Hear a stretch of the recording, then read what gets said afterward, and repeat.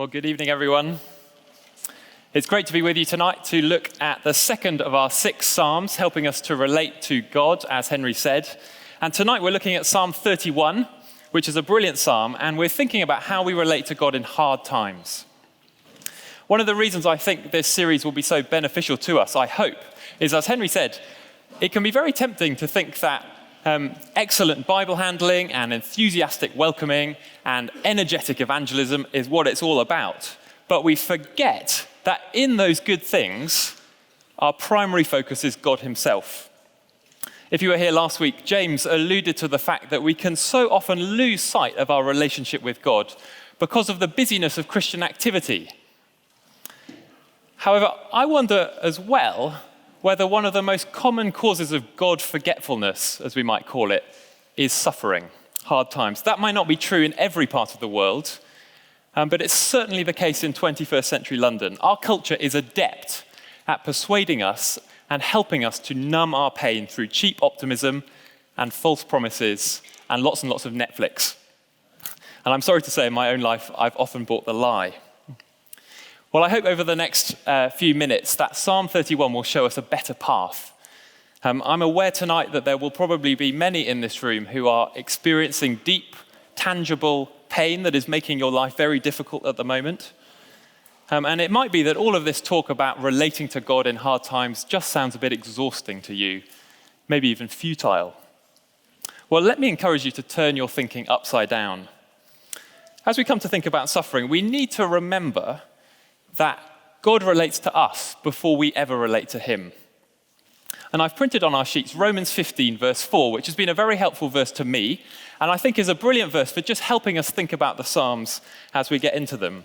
This is what Paul says. Interestingly, having just quoted a psalm in the previous verse, he says, "For whatever was written in former days," that is the Old Testament, "was written for our instruction, that through endurance and through the encouragement of the scriptures, we might have hope."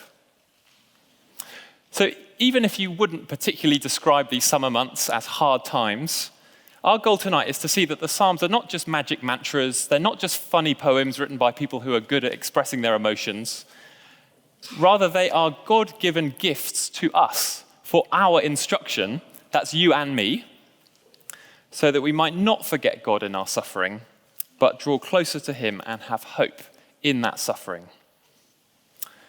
Well, before we look at Psalm 31, we're going to go into our groups for 2 or 3 minutes, and just have a look at the first 2 introductory questions on the sheets. How do you typically relate to God in hard times? And ideally, what would your relationship with God look like when life is tough? 2 or 3 minutes in your groups. Let's go. I hope that discussion was insightful. Maybe it was a little bit uncomfortable for you. What we're going to do now is I'm going to read Psalm 31, which is printed on your handouts. I'm sorry it's only printed on one side, so you probably will need your Bibles later on, but stick with the handout for now. And as I read, try and spot the different ways in which David relates to God in his suffering. So Psalm 31. To the choir master, a psalm of David. In you, O Lord, do I take refuge. Let me never be put to shame. In your righteousness, deliver me. Incline your ear to me. Rescue me speedily. Be a rock of refuge for me, a strong fortress to save me. For you are my rock and my fortress, and for your name's sake you lead me and guide me. You take me out of the net they have hidden for me, for you are my refuge. Into your hand I commit my spirit. You have redeemed me, O Lord, faithful God. I hate those who pay regard to worthless idols, but I trust in the Lord. I will rejoice and be glad in your steadfast love, because you have seen my affliction. You have known the distress of my soul, and you have not delivered me into the hand of the enemy. You have set my feet in a broad place. Be gracious to me, O Lord, for I am in distress. My eye is wasted from grief, my soul and my body also. For my life is spent with sorrow and my years with sighing. My strength fails because of my iniquity and my bones waste away. Because of all my adversaries, I have become a reproach, especially to my neighbors, and an object of dread to my acquaintances. Those who see me in the street flee from me. I have been forgotten like one who is dead. I have become like a broken vessel. For I hear the whispering of many, terror on every side, as they scheme together against me, as they plot to take my life. But I trust in you, O Lord. I say, you are my God. My times are in your hand. Rescue me from the hand of my enemies and from my persecutors. Make your face shine on your servants. Save me in your steadfast love. O Lord, let me not be put to shame, for I call upon you. Let the wicked be put to shame. Let them go silently to Sheol.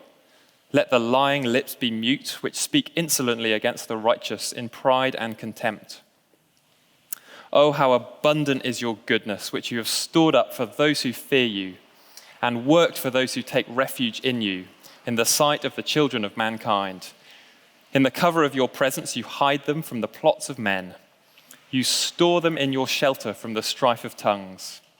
Blessed be the Lord, for he has wondrously shown his steadfast love to me when I was in a besieged city. I had said in my alarm, I am cut off from your sight. But you heard the voice of my pleas for mercy when I cried to you for help. Love the Lord, all you his saints. The Lord preserves the faithful and abundantly repays the one who acts in pride. Be strong and let your heart take courage, all you who wait for the Lord. Well, did you manage to see how David is relating to God throughout that psalm? We've chosen these particular psalms because they present David as an ordinary believer, like you or me. David is the king, but he suffers just as we do. And so his approach to God is in many ways a model for us that we can apply so that we can do the same. And what we're going to do now is go back into our groups and think about the different ways in which David relates to God. What I hope we'll see is that Psalm 31 contains different movements, different, as it were, expressions of the heart as David cries out to God. So there's some questions on the sheet. I've divided the psalm up already. Have a look at those sections. How does David relate to God in those different sections? What language does he use? What images? And try and see how his emotions, how his relationship to God develops across the psalm. Don't worry if it feels slightly messy. There may not be one way of doing this, but have fun, and I'll stand up in maybe 6 or 7 minutes, and we'll have a look at the psalm together. I hope we managed to see that David does indeed respond to God in different ways as he suffers in this psalm, and that there is some progression from one movement to the next. I hope you saw that. Broadly speaking, I think there are 3 big movements in Psalm 31, 3 different approaches that David adopts as he walks with God in hard times. You may have seen something slightly different. It's probably a bit more nuanced than I'm going to present it tonight. That's okay. We're just trying to see the big things tonight. What we're going to do is look at the whole psalm so that we can appreciate how David's approach to God changes and develops across the psalm. We'll then discuss for a bit, then we'll come back, look at the psalm again, and draw out some more concrete implications about how we can use Psalm 31 in our own walk with the Lord, particularly when times are hard. So 3 movements, 3 approaches to God. Firstly, confidence in calamity. Confidence in calamity. Psalm 31 begins by David launching straight into confident prayer. Did you notice that? And I wonder, is that how you respond when things are hard? Verse 1, in you, O Lord, do I take refuge. Let me never be put to shame. In your righteousness, deliver me. Rescue me speedily. Be a rock of refuge for me, a strong fortress to save me. We're not told immediately why David suffers, but he's clearly facing calamity in some way, and he prays for God's personal intervention in his life. Deliver me. Rescue me speedily. I wonder, do you think that is a prayer that God is able to answer? Or do we think, or we somehow convince ourselves that our suffering makes our prayers unanswerable? Well, David doesn't. See, David's prayer really is a prayer that God would be to David what David is not in himself. So verse 21, and a little bit later, David says he felt like a besieged city. And suffering often feels like that, doesn't it? Fear, doubt, disappointment, pain. They're like emotions that storm our souls. They lift their ladders over the walls of our hearts, and they threaten to take us over. David's calamity was probably prompted by physical enemies in his day. For us, it may be people who are opposing us, particularly if we're Christians, but it's probably more likely for us to be the enemies of our souls, what Paul describes as the world, the flesh, and the devil. And so David asked God to be a rock of refuge to him. He asked him to be a strong fortress, because David is not a strong fortress, he's a besieged city. And aren't these wonderful images of protection, safety, immovability? David's crying, "Be this to me, God, because I am not this in myself." We'll see what that means in a moment.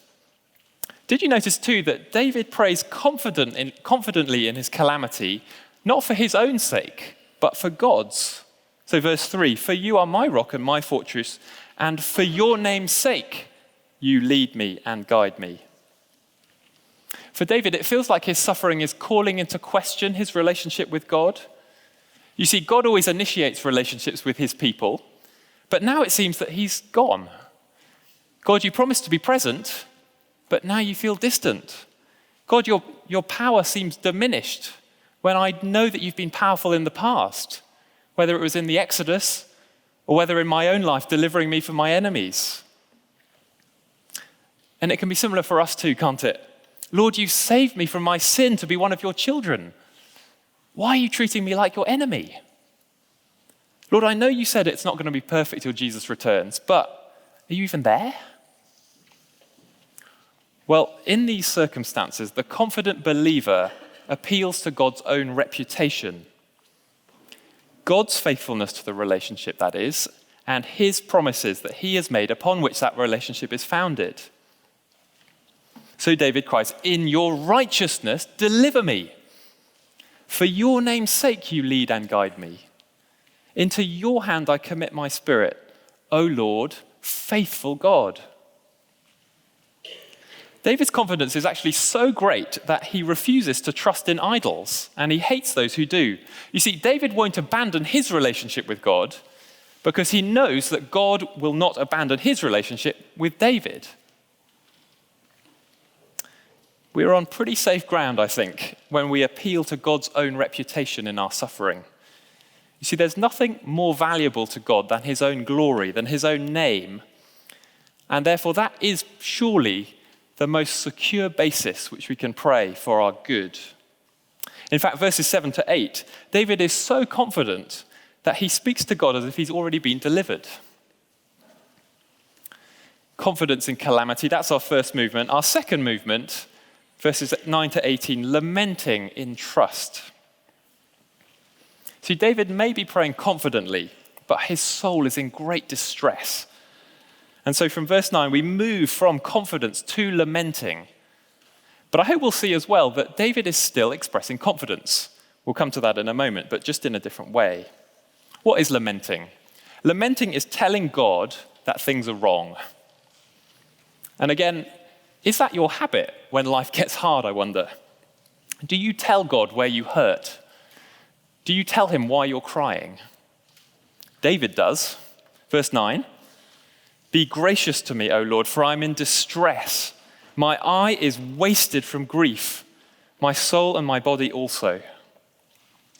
I wonder if this approach to God makes you feel a bit uneasy, a bit uncomfortable. We're pretty used to hiding our emotions, aren't we? We're fearful that our real condition will be exposed before others. But I'm not sure David would agree with us here. See, in verse 7, David had confidently said to God, "You have seen my affliction. You have known the distress of my soul." So why does David need to tell God what's wrong when God knows already? Well, it's surely because if nothing is hidden from God, then David doesn't need to hide anything from God either. David can tell God where it hurts without fear. That is lamenting. And can you see it's an expression of confidence? Verse 10 tells us that David has been suffering for years and years. We don't know exactly why, but it appears David himself may be partly responsible in some way. "My strength fails because of my iniquity." What I think is really interesting here is that even though David's rejection of God has somehow brought about his pain or contributed to it, it's his enemies who are plotting to take his life, verse 13. Do you see what's going on? David is actually confident in his relationship with God, his forgiveness of sins. He's so confident in that he runs to God and tells him what's wrong. Satan, our great enemy, he loves to isolate us in our suffering, doesn't he? Whether it's directly caused by our sin or not. But in the gospel that's brought us into relationship with God, we are enabled to come to God as we are. And therefore, the gospel enables us to lament in trust. There's a paradox here, isn't there? Verse 11, David laments that he feels forgotten, like one who is dead. That is pretty strong, isn't it? But do you see what's going on? His lamentation is itself a prayer to God that depends on the fact that God has not forgotten him. Verse 14, but I trust in you, O Lord. So confidence in calamity, lamenting in trust. And then verse 19, contentment in God. We move from lament to content. And David praises God for delivering him. And again, it's worth asking, do we praise God when he delivers us? Or do we forget God and we're pretty glad to go back to the status quo? Well, what is this deliverance that David is experiencing? I'm not sure David is experiencing physical deliverance from his enemies. He might be, but I'm not sure. God is quite capable of that, just as he's quite capable of intervening in our lives now. But God doesn't promise full deliverance until Jesus returns. We know that. No, I think the deliverance in question here is that God has enabled David in some way to be content in him, despite his ongoing circumstances. So you might have spotted this in your group, but in verses 1 to 18, David is expressing deep confidence, but he's not experiencing deep contentment. But from verse 19 onwards, it seems that he does. Did you spot how this last section echoes verses 1 to 18? So in verse 7, for example, David had prayed, I will rejoice in your steadfast love. And in verse 16, he had said, save me in your steadfast love. But now, verse 21, he consciously experiences it, for he has wondrously shown his steadfast love to me. Or verse 1, David had taken refuge in God, but now, verse 20, God has worked his goodness for the one who took refuge in him. Or verse 4, David had prayed knowing that God would take him out of the net his enemies had hidden from him. And now in verse 20, David praises God for hiding him in the cover of his presence, away from the plots of men. We said a moment ago that David felt like a besieged city. He prayed that God would be a strong fortress to him. And now he praises God for storing him in his shelter. I think David is experiencing the strong fortress right now. And in verse 24, he calls on others to be strong too. It's tempting, isn't it, to pray for deliverance so that we can just carry on our cozy Christian lives. But David doesn't use his trust in God to have a nice life. No, that's the prosperity gospel. No, David is in the business of trusting God because he's in it for God. Christianity is about God for David. So I hope you can see that the movement of this psalm, confidence in calamity, lament in trust, contentment in God, it shows that David is not forgetful of God at any step of his suffering. Throughout the psalm, he pursues God, both in prayer and lament, until the time when God leads him to what David calls the broad place, where he can praise God and say that God is enough. And I think that is something Netflix can never give you. Well, we're going to let that distill for a moment. We're going to go back into our groups and spend 7 or 8 minutes looking at the questions below. Now that we've seen David's response to God in this psalm, let's compare it with how we answer the question at the beginning. How does David's approach to God compare with how you typically relate with God? And is there anything in this psalm that excites you about David's relationship with God? And maybe is there anything that makes you feel a bit uneasy or uncomfortable? So back into groups, and we'll spend a few minutes discussing those things. I'm sure we've begun to think about how Psalm 31 can make a difference in our own lives, particularly when times are hard. As we move to a close then, we're going to go and look back at the psalm a little bit. What I'm going to do is offer 3 areas of application, which I hope will get us talking practically about how we can use Psalm 31 in our own Christian lives when things get hard. These are really just starters, so I hope we'll be able to discuss more and more of this later. But firstly, let's use Psalm 31 to go to God, go confidently to God when life is hard.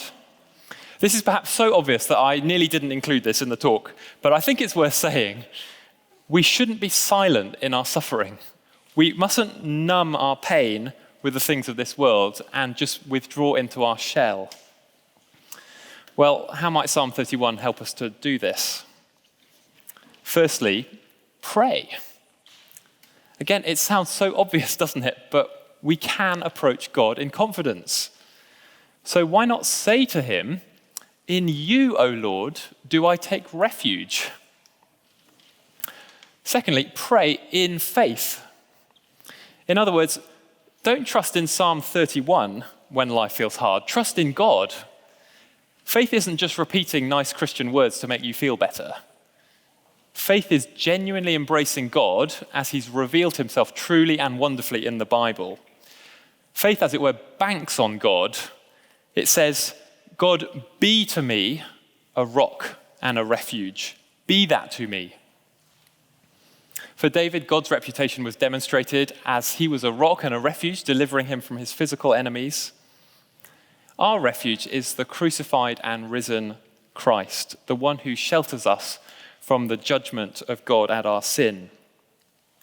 And so as we suffer, come to the cross, remind God of the moment when he most supremely showed his reputation, his commitment to you, his faithfulness to you. Relate to God knowing that he first related to us. And so embrace the gospel no matter what you're feeling and hold God to it. His reputation depends on it. And he says that he is faithful even unto death. So go confidently to God when life is hard. That's our first thing.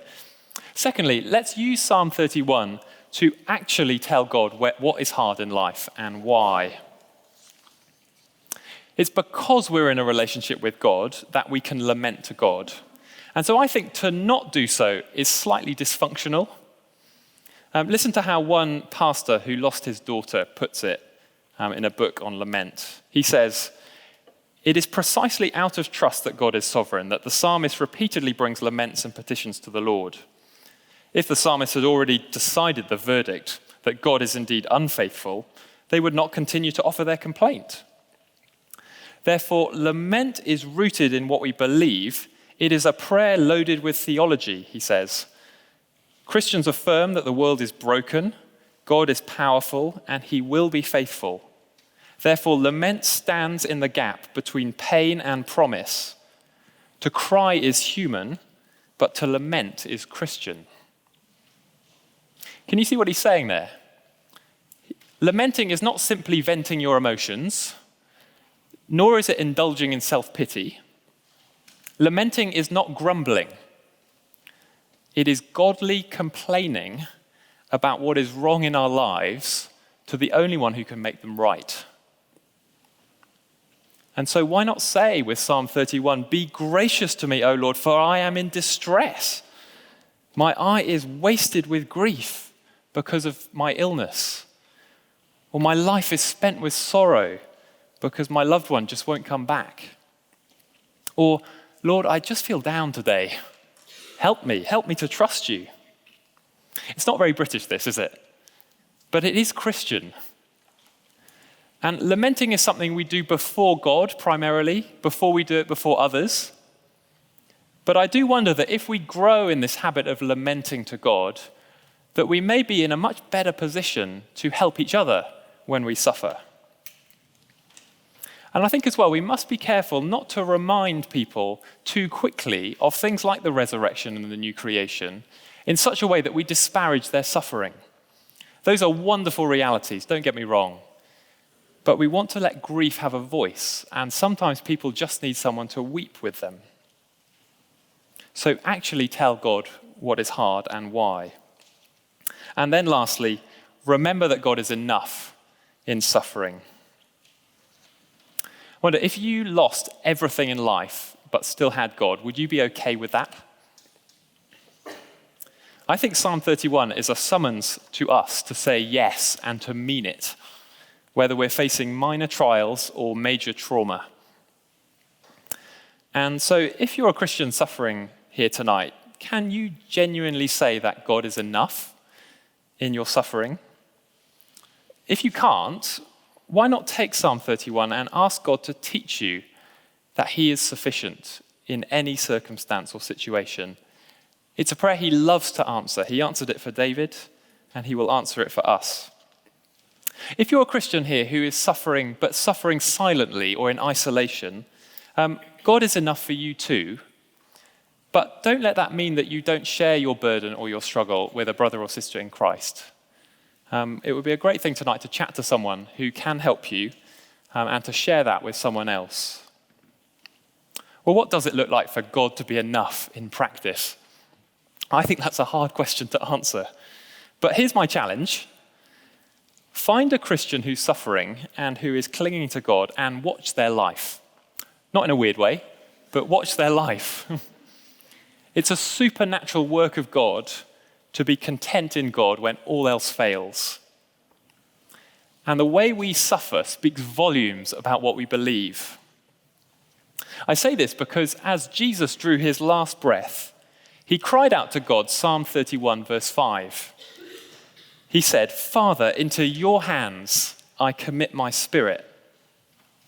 And the gospel writers, Luke in particular, they tell us that it was something about the way Jesus suffered that persuaded a Roman centurion that Jesus was who he claimed to be. If you're not a Christian here tonight, why don't you read the account of Jesus' life and his suffering and his death? And watch Christians who are suffering and clinging to Jesus. You may just find yourself persuaded that there's something in this Christianity business. What about the person who's not suffering at all tonight? Is Psalm 31 completely irrelevant for you? Well, I think I want to say, as we close, that God is enough in good times as well. But why not take Psalm 31 and remind yourself that having God at the center of your life is the best thing possible? And why not pray that when suffering does come, which I pretty much guarantee it will, that you know that God is not punishing you in that suffering, but he is using it to draw you into his embrace so that you might be content in him. The last two verses of the psalm. Love the Lord, all you his saints. The Lord preserves the faithful, but abundantly repays the one who acts in pride. Be strong and let your heart take courage, all you who wait for the Lord. Well, that's plenty from me. There are a few more discussion questions on the sheets. Why not pick one of them and spend some good time chatting about it, and then make sure you spend good time praying in what we've been thinking about. And if things are hard for you at the moment, can I encourage you to maybe speak to someone and share what's going on, and maybe just pray, even if it's just with one other person rather than in the group. Do make the most of tonight to do that.